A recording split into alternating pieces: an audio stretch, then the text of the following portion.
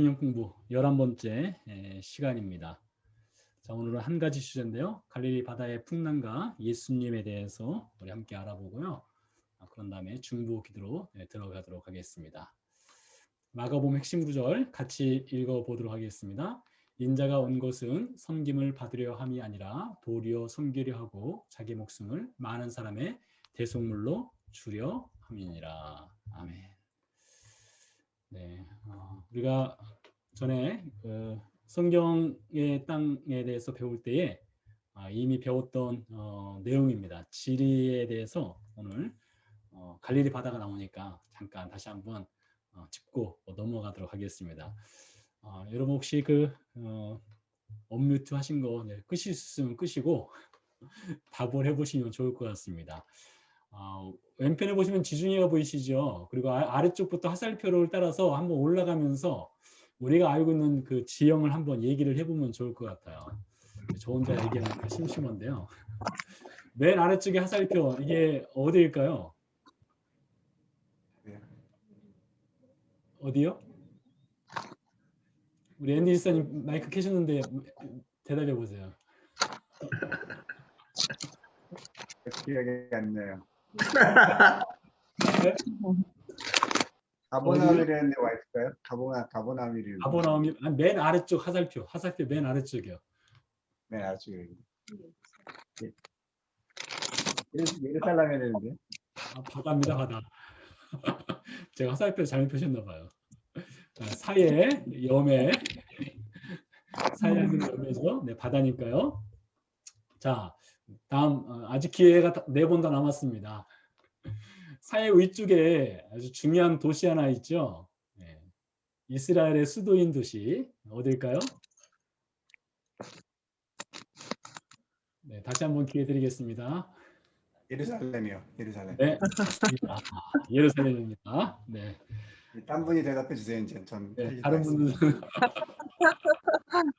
네, 그 다음에는 예루살렘 위쪽에 있는 도시인데요. 여기는 도시라기보다는 도시라고 할 수도 있고요, 지역이라고 할 수도 있겠는데요. 예수님께서 수가성 여인을 만난 땅입니다. 요한복음 4장에 나오는 사건의 현장이죠. 어디일까요? 사마리아요. 네, 맞습니다. 사마리아. 이거 제가 상을 드려야 되는데 이거 상을 하려고 그랬는데. 좋습니다. 네, 약간 뜨거워지고 있습니다. 네, 사마리아 위쪽에 화살표로 가리키는 것은 어딜까요? 갈릴리. 네, 맞습니다. 갈릴리 바다죠. 네, 갈릴리 지역이고 갈릴리 바다. 네, 마지막 질문입니다. 우리 성도가 교회입니다. 첫 번째 시간 1월 첫째 주에 들었던 말씀이죠. 마태복음 16장의 배경이 되는 도시. 가버나움. 약간 놀리세요. 가이사라 빌립보. 네, 맞습니다. 가이사라 빌립보입니다. 네, 자 그러면 네, 잘 맞추셨습니다. 박경민님께서 잘 맞추셨는데요. 밑에서부터 다시 한번 따라서 한번 읽어보겠습니다. 사해, 예루살렘, 사마리아, 갈릴리, 가이사랴, 빌립보. 이렇게 아주 중요한 지역이에요. 그러니까 우리가 적어도 신약성경을 이해하려면 이 5가지 지형, 물론 신약성경에는 사해, 염에는 등장하지 않지만 적어도 예루살렘, 사마리아, 갈릴리, 가이사랴, 빌립보, 지중해도 마찬가지로 사도행전에 보면 바울의 선교와 관련된 중요한 현장이죠. 이렇게 지형을 좀 알아봤고요. 네, 재밌네요. 같이 하니까요.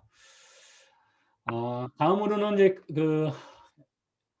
갈릴리 바다에 대해서 좀 알아보려고 하는데요. 갈릴리 바다를 알기 위해서는 깊이를 좀 알 필요가 있을 것 같아요. 바다의 깊이요. 먼저 오른편에 보시면 헐몬산이 보이죠. 제가 이 피트로 적어놨습니다. 헐몬산 9,232피트.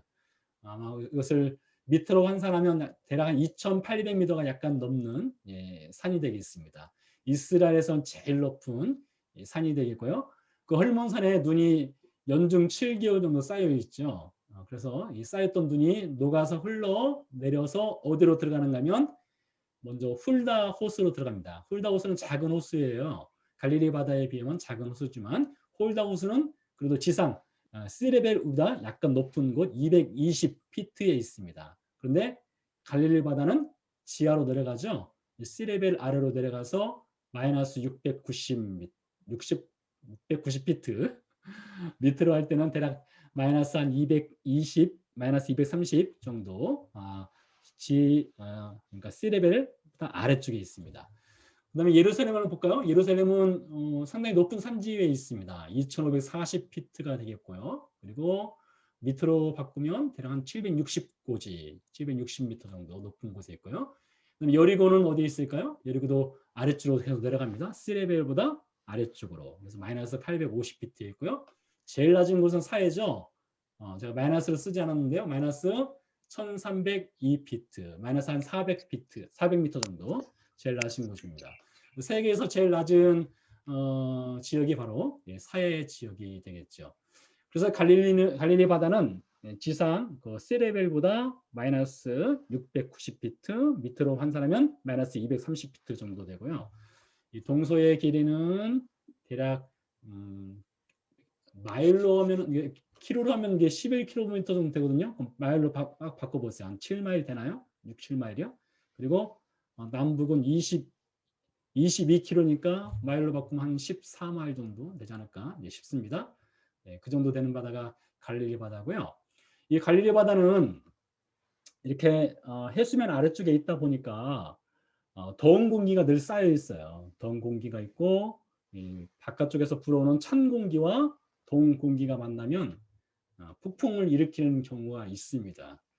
늘 항상 있지는 않지만은 자기 마음대로 폭풍을 일으켜서 오늘 우리가 마가복음 4장 풍랑에 대해서 우리가 알아볼 텐데 이렇게 심한 풍랑이 이는 경우가 갈릴리 바다에 종종 있는데 지리적인 위치가 해수면 아래쪽에 있고 더운 공기와 바깥쪽에서 불어오는 찬 공기가 만나다 보니 이렇게 풍랑이 갑작스럽게 일어나는 경우가 있는 바다가 갈릴리 바다가 되겠습니다.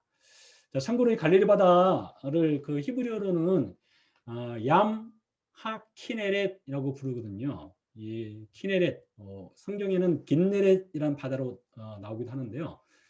악기로 본다면 어떤 악기 같으세요? 상상력을 좀 동원하셔야 될 것 같은데요. 악기로 본다면요. 악기로 본다면 이것을 뭐 하프로 보기도 합니다. 하프. 이 긴네렛이라는 뜻이 하프란 뜻이 있어요. 하프. 그래서 이 악기 모양으로 볼 때는 하프 모양이다라는 것이 되겠고요. 자, 이제 동영상을 통해서 이 갈릴리 바다에 풍랑이 이는 모습을 좀 볼까 합니다. 먼저 여러분께서 보시는 쪽은 갈릴리 바다 서쪽입니다. 서쪽이고요. 제 마우스를 보실 수 있을 텐데 이 동쪽에 있는 이곳이 바로 골란 고원입니다.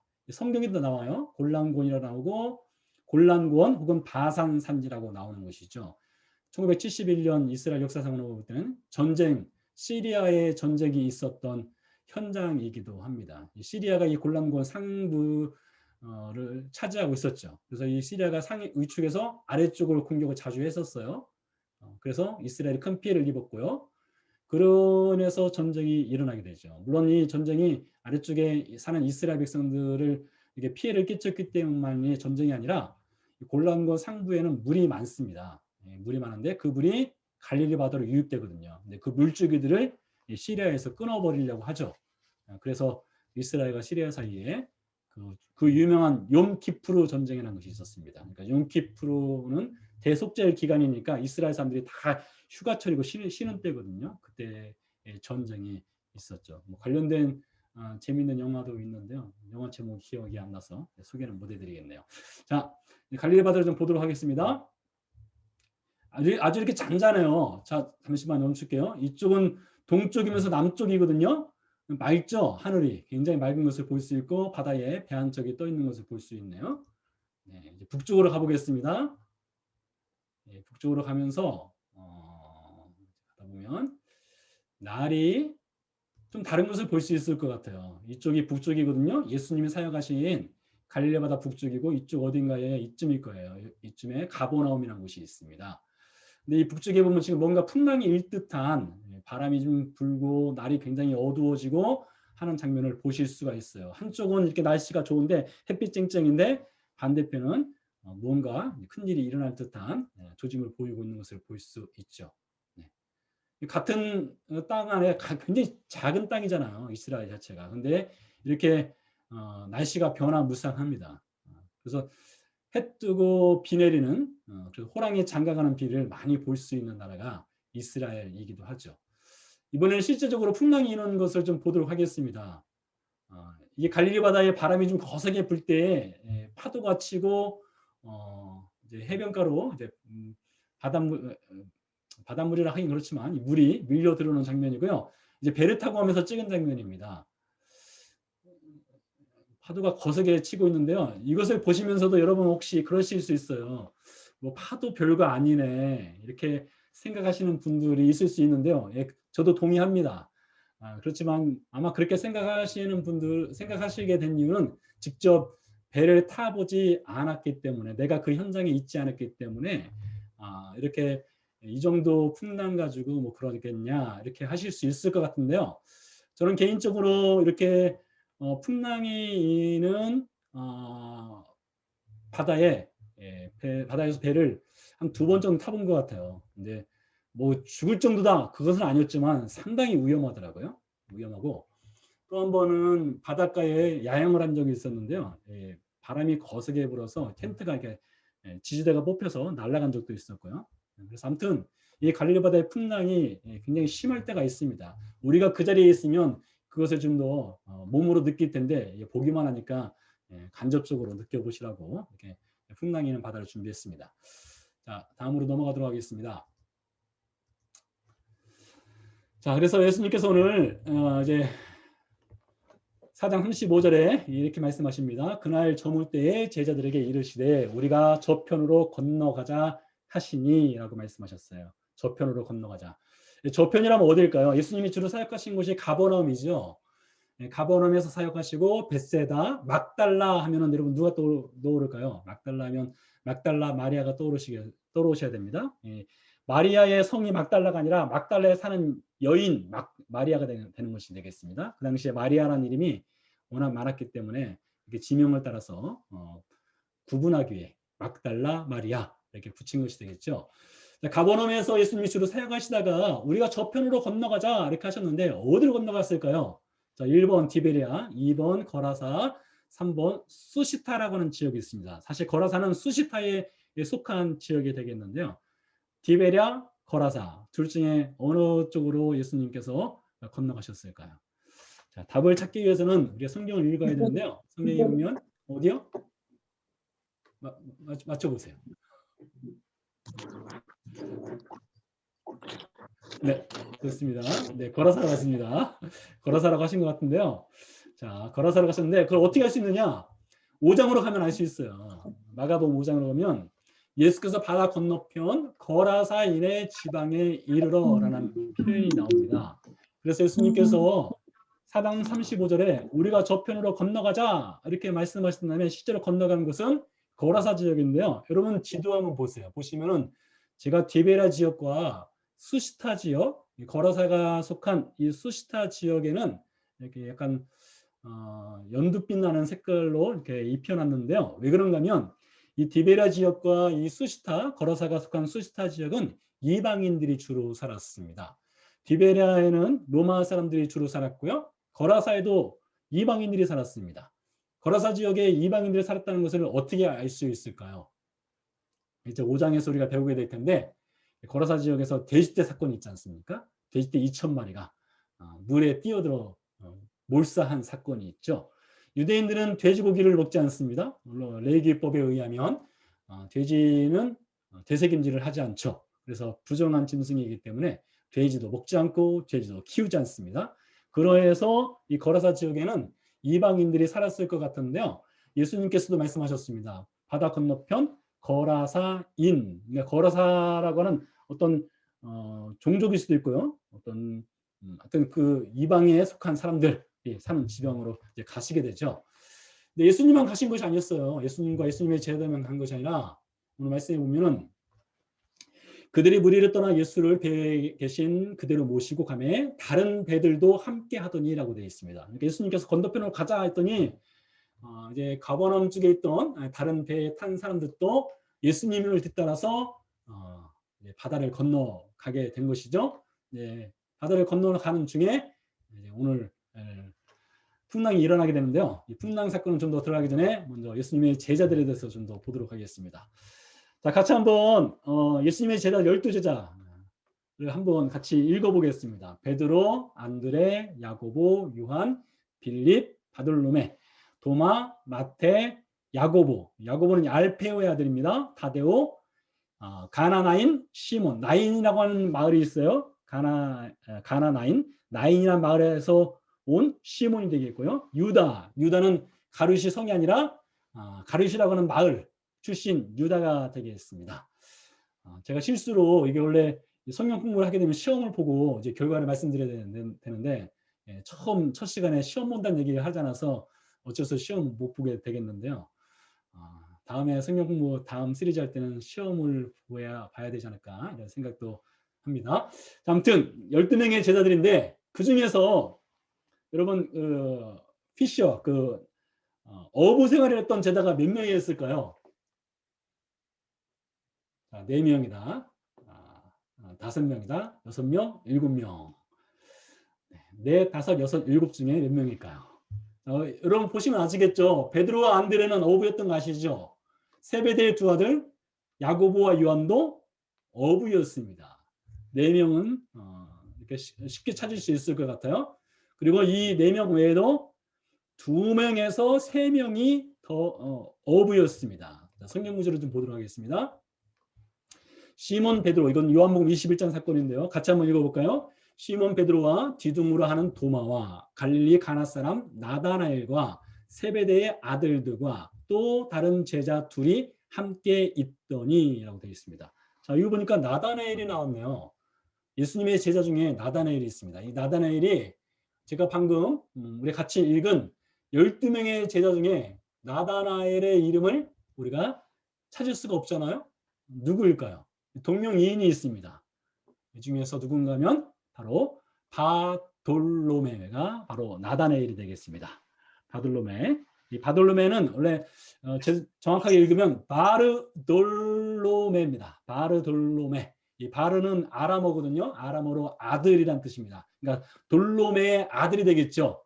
돌로메의 아들이 누구일까요? 나다나엘입니다. 그러니까 나다나엘을 풀네임으로 읽으면 어떻게 읽을 수 있느냐면 나다나엘 바르돌로메가 되겠습니다. 나다나엘 바르돌로메. 이 바로 그 나다나엘이 이 바돌로메 이렇게 이름만 바꿨을 뿐인데 풀네임은 나다나엘 바르돌로메고요. 자, 다른 제자 둘이 더 있다겠는데 이 둘을 좀 찾을 수 있을 것 같아요. 누군가 하면요. 빌립입니다. 빌립은 안드레와 베드레와 한 동네 벳세다 사람이라고 되어 있습니다. 이 벳세다라고 하는 것이 주로 어부들이 살던 마을이거든요. 그 갈릴리 바다 북동쪽에 있는 벳세다 마을 어촌입니다. 그래서 빌립도 아마 베드로와 함께 어부 생활을 하지 않았을까 싶습니다. 그래서 시몬 베드로, 도마, 나다나엘, 세베대의 두 아들이 누구죠? 요한과 야고보죠.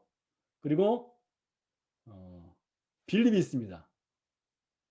그리고 이름을 알 수 없는 제자 한 명 더 있는 거죠. 그러니까 총 7명이 어부였을 가능성이 있습니다. 그래서 이렇게 7명이 어부였을 가능성이 있고요. 그리고 마태는 여러분이 아시는 것처럼 세무국문 세리였죠. 그리고 야고보 알포의 아들 야고보와 다데오 시몬 나인은 누구인 정확하게 어떤 사람인지 알 수 없습니다. 유다도 마찬가지로요. 직업은 우리가 알 수 없을 것 같아요. 자, 그래서 이제 풍랑이 일었습니다. 30절 말씀입니다. 이제 본격적으로 같이 한번 읽어보겠습니다. 큰 광풍이 일어나며 물결이 배에 부딪혀 들어와 배에 가득하게 되었더라라고 되어 있죠. 우리 이 사진은 이 그림은 그 렘브란트가 그린 그림이죠. 성화죠. 12월 31일 성공영신 예배 때 보여드린 사진 그림이기도 한데요. 자, 이 중에서 여러분 그룹이 있었다고 말씀드렸습니다. 첫 번째 그룹 이렇게 노를 붙잡거나 지금 배를 살려보겠다고 열심히 닷줄을 붙잡거나 닷을 붙잡거나 한 사람들이 있죠. 이렇게 몇 명입니까? 하나, 둘, 셋, 넷, 다섯, 6명. 최소 6명은 이렇게 배를 살려보겠다고 하는 사람들이 있었고요. 이 사람은 누구일까? 지금 거의 거의 혼비백산 돼가지고 지금 죽음의 공포에 질려 있는 제자도 볼 수 있고요. 그리고 아마 이 사람은 지금 범인을 하는 거 보니까 이제 뱃사공은 아니었던 것 같은 아닌 것 같아요. 배를 많이 타보지 않았던 사람인 것 같습니다. 그리고 이 사람은 등을 돌리고 있는데 아마 지금 자포자기하고 죽었다 하고 있는 사람 같고요. 그리고 세 사람이 지금 예수님께 달려들어가지고 지금 뭐 하고 있냐, 우리 좀 살려줘라 하는 사람들이 있죠. 이렇게 하면 도합 12명이 됩니다. 제자들이요. 여기 한 사람이 더 들어간다겠죠. 렘브란트 자신도 이렇게 그림에 그려 넣었다라는 말씀을 드렸습니다. 자, 이렇게 풍랑이 크게 일어서 제자들이 이제 거의 이제 죽게 된 상황이었죠. 그런 상황 가운데 예수님을 깨우게 됩니다. 같이 한번 읽어보겠습니다. 예수께서는 고물에서 베개를 베고 주무시더니 제자들이 깨우며 이르되 선생님이여 우리가 죽게 된 것을 돌보지 아니하시나이까 하니. 자, 여러분 여기서 정말 중요한 표현을 하나를 우리가 배워볼 수 있어요. 무엇일까요? 이 구절에서 정말 중요한 표현이요. 예수님이 우리의 구원자가 되시기 위해서는 반드시 이게 필요합니다. 그게 무엇이냐면 베개를 베고 주무셨다는 사건입니다. 왜 이게 중요한가 하면 예수님이 이 땅에 사람의 몸으로 오셨다는 것을 직접적으로 증명해 주는 표현이 예수님이 주무셨다는 표현이죠. 여러분 물론 여러분 이미 다 예수님이 인간의 몸을 입고 오셨다는 거 다 아시죠. 아시지만 이렇게 직접적으로 예수님이 사람으로 이 땅에서 주무셨다는 사실, 그것도 풍랑이 있는 바닷속에서 주무셨다는 사실, 이것이 예수님이 인간의 몸으로 오셨다는 것을 직접적으로 보여주는 증거 구절이 될 수 있겠죠. 자, 그런데 예수님께서 이런 생각을 해요. 이렇게 풍랑이 이렇게 있는 바다를 제가 배를 타고 한번 지나가 보니까 정말 거기서 주무실 수 있을까?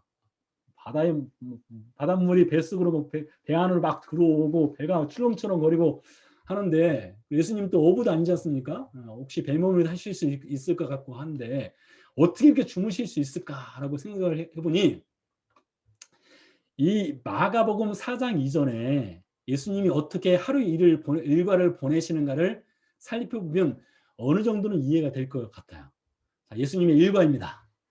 안식일날 일과예요. 안식일날 회당에 들어가셔서 예배 드리셨습니다. 그리고 예배를 마치고 나와서 어디로 가셨습니까? 시몬과 안드레, 즉 베드로의 집에 가셨죠. 거기서 베드로의 장모를 치유하는 사건이 있지 않습니까? 그리고 그날 저물었습니다. 일과가 다 끝났어요. 끝났는데 사람들이 병자를 데리고 오죠. 예수님 쉬지도 못하시고 밤이 늦도록 병자들을 치유하시는 일을 하셨습니다. 그런 다음에 그 다음날입니다. 그 다음날 새벽 아직도 밝기 전에 새벽 4시가 될 수도 있고 새벽 5시가 될 수도 있고 새벽 일찍같이 일어나셔서 하나님께 기도하러 가셨습니다. 기도하러 가신 예수님을 제자들이 찾아와서 사람들이 찾고 있습니다. 빨리 갑시다. 했더니 예수님이 뭐라고 합니까? 우리가 다른 가까운 마을들로 가자. 우리가 가서 전도하리니 이를 위해서 내가 왔다. 이렇게 말씀하시죠. 예수님 쉬지도 못하시고 하루 사이클이 굉장히 바쁘게 돌아가는 것을 볼 수 있어요. 그리고 마가복음 3장 20절 말씀 같이 읽어볼까요? 집에 들어가시니 무리가 다시 모임으로 식사할 겨를도 없는지라. 바로 이 한마디의 표현이 예수님이 얼마나 이 땅에서 사시면서 사역으로 바쁘셨는가를 보여주는 표현이라고 할 수가 있겠죠. 그래서 얼마나 피곤하시겠습니까? 정말로 피곤하면 이렇게 풍랑이 일어도 베개 베시고 충분히 주무실 수 있지 아니할까 이런 생각을 해봅니다. 아마 여러분들도 이렇게 교회 사역도 하시고 또 직장 생활도 하시고 사업도 하시고 또 가정도 돌보셔야 되고 이런 일과 중에 하루 일과로 인해서 피곤해 지쳐가지고 침대에 들어눕자마자 바로 골아 떨어지는 그런 일들 경험해 보셨으리라 생각되는데요. 예수님께서도 마찬가지였던 것 같아요. 그래서 예수님께서 우리가 저편으로 가자 하시면서 가는 시간이 대략 오늘날 배를 타고 오면 1시간 반 정도 걸리거든요. 아마 예수님 시대 당시에 배로 가려면 상당히 시간이 걸렸을 거예요. 몇 시간을 걸려서 갔을 텐데 게다가 풍랑을 만나게 되죠. 가시면서 예수님 피곤하시니까 바로 골아 떨어지시지 않았을까 이런 생각을 해봅니다. 자, 그래서 이렇게 예수님 주무실 때에 제자들이 깨우죠. 우리가 죽게 된 것을 돌보지 아니하십니까? 라고 예수님을 이제 다구쳐서 깨우는 장면이 볼 수 있고요. 자, 그래서 예수님 일어나십니다. 같이 한번 읽어보겠습니다.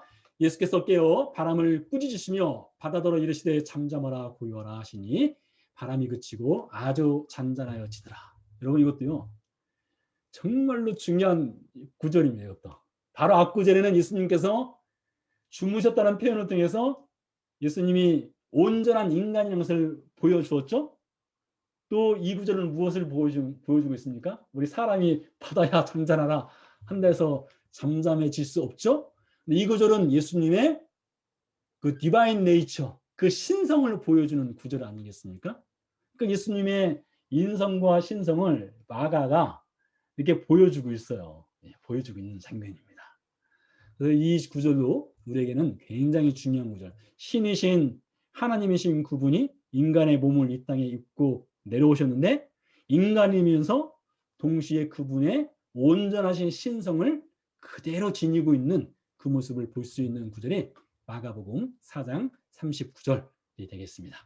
자, 그러자 이렇게 잠잠해진 다음에 예수님께서 제자들에게 하시는 말씀입니다. 같이 읽어보겠습니다. 이에 제자들에게 이르시되 어찌하여 이렇게 무서워하느냐 너희가 어찌 믿음이 없느냐 하시니 라고 말씀하셨어요. 그래서 제자들의 반응입니다. 같이 읽겠습니다. 그들이 심히 두려워하여 서로 말하되 그가 누구이기에 바람과 바다도 순종하는가 하였더라 했습니다. 자, 다시 한번 오늘 제가 그 그림을 준비하지 않았는데요. 여러분 상상을 해보세요. 마가복음 1장부터 지금 마가복음 4장까지 가고 있지 않습니까? 앞으로 쭉 진행해 갈 텐데 지금 마가가 이 마가복음을 읽고 있는 독자의 눈을 지금 어떻게 하고 있어요? 계속 열어주고 있는 겁니다. 계속 열어주고 있어요. 무엇을 보라고요? 예수님이 이 땅에 오신 하나님의 아들이라는 것을 알려주고 예수님이 우리를 위해서 십자가를 지신다는 것을 알려주기 위해서 사람들의 눈을 계속 열어가고 있는 겁니다. 제자들의 눈도 열어가고 그 당시에 독자의 눈도 열어가고 우리 시대 우리의 눈도 열어가는 겁니다. 근데 제자들이 몰랐던 거예요. 예수님께서 그동안 병자를 치유하시고 귀신도 내어쫓고 하는 것을 보았단 말이에요. 그렇지만 여전히 제자들이 생각하는 예수님은 하나님의 아들이라는 수준까지는 아직 못 간 겁니다. 못 갔는데 그래서 이 말씀하는 거예요. 그가 누구이기에 어떻게 사람이 바다를 잠잠하게 할 수 있을까? 이 사건을 통해서 제자들의 눈이 조금 더 열렸겠죠. 자, 그래서 이 사건을 통해서 우리가 첫 번째로 배울 수 있는 것이 무엇인가 하면 예수님은 이미 말씀드린 대로 주무시더니 이것을 통해서 예수님이 인간을 오셨다는 것을 알려주고 잠잠하라 고요하라 이 말씀을 통해서 예수님이 온전하신 하나님이라는 것을 동시에 보여주는 것이죠. 그리고 이렇게 풍랑을 만난 인생, 이 죄라고 하는 풍랑을 만난 인생을 예수님께서 구원하시기 위해서 그 신이신 하나님이신 예수님이 단순히 인간으로 오셨을 뿐만 아니라 하나님이신 그분이 십자가에서 달려 못 박혀 죽음으로써 죄라고 하는 풍랑을 만난 인생을 예수님이 구원하신다는 것을 이 장면을 통해서 우리가 배울 수 있다라는 것이죠. 그래서 굉장히 놀라운 사건 아니겠습니까? 네. 하나 더 보도록 하겠습니다. 자, 오늘 예수님 사건을 보고 있는데요. 자, 한번 구약성경으로 가보도록 하겠습니다. 자, 한번 맞춰보세요. 구약성경 인물 중에서 바다와 관련된 인물, 바닷속에 들어갔다가 나온 인물 누구일까요? 요나. 네, 맞습니다. 요나입니다. 그래서 요나 사건을 보도록 하겠습니다. 자, 요나죠. 예. 자, 요나 사건과 예수님 사건이 아주 비슷한 구조로 되어 있는 것을 또 우리가 볼 수 있어요. 보도록 하겠습니다. 요나서로 가겠습니다. 자, 맨 위부터 아래까지 쭉 하나씩 같이 읽어 가도록 하겠습니다. 제가 중간중간 말을 끊어서 기록을 해놨습니다. 마침 다시스로 가는 배를 만난지라 배에 올랐더라. 큰 풍이 일어나 배가 거의 깨지게 된지라. 사궁들이 두려워하여 신을 부르고 물건들을 바다에 던지니 요나는 배 밑층에 내려가서 누워 깊이 잠이 든지라. 자는 자여 일어나서 내 하나님께 구하라. 나를 들어 바다에 던지라. 바다가 잔잔하리라. 밤낮 3일을 물고기 뱃속에 있으니라. 요나를 욕지에 토하니라. 여러분 뭔가 좀 비슷한 것이 연결되는 것 있는 거 보이세요? 오늘 말씀가요? 자 보세요. 우리가 저편으로 건너가자 했죠? 그런 다음에 요나 사건에서 큰 폭풍이 있었던 것처럼 예수님 사건에서도 큰 폭풍이 있었습니다. 요나도 배 밑에 들어가서 잠을 잔 것처럼 예수님께서도 주무셨습니다. 그러자 사공도 요나를 흔들어 깨우죠. 내 하나님께 구하라. 우리 다 죽게 생겼다 하지 않습니까? 그와 같이 제자들도 예수님 우리 다 죽게 됐습니다. 우리 좀 살려주세요라고 하지 않습니까? 요나는요. 바다를 잠잠하게 하기 위해서 나를 바다에 집어 던져라 했습니다. 그래서 요나가 바닷속에 들어갔을 때 큰 물고기가 요나를 집어 삼켰다가 요나를 토해내지 않습니까? 요나는 살아나왔습니다. 자, 예수님께서 어떻게 하셨습니까?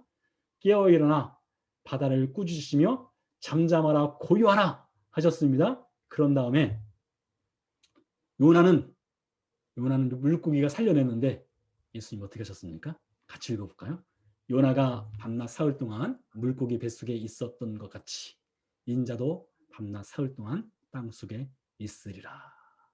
그래서 예수님께서 요나 사건을 말씀하시면서 요나는 물고기가 살려졌지만 나는 밤낮 사흘 동안 땅속에 있으리라. 이 말씀을 통해서 무엇을 알려주고 있어요? 내가 십자가에서 죽음으로써 풍랑을 만난 인생을 살려주겠다. 그 말씀을 하시는 것을 요나 사건과 연결시켜서 보면은 이것을 이 풍랑을 만나는 이 마가복음 4장 35절에서 41절 사건에서도 우리는 예수님의 놀라운 그 십자가의 그 구원의 은혜와 그 사건을 제대로 볼 수 있을 것 같아요. 네. 오늘은 여기까지입니다. 네, 오늘도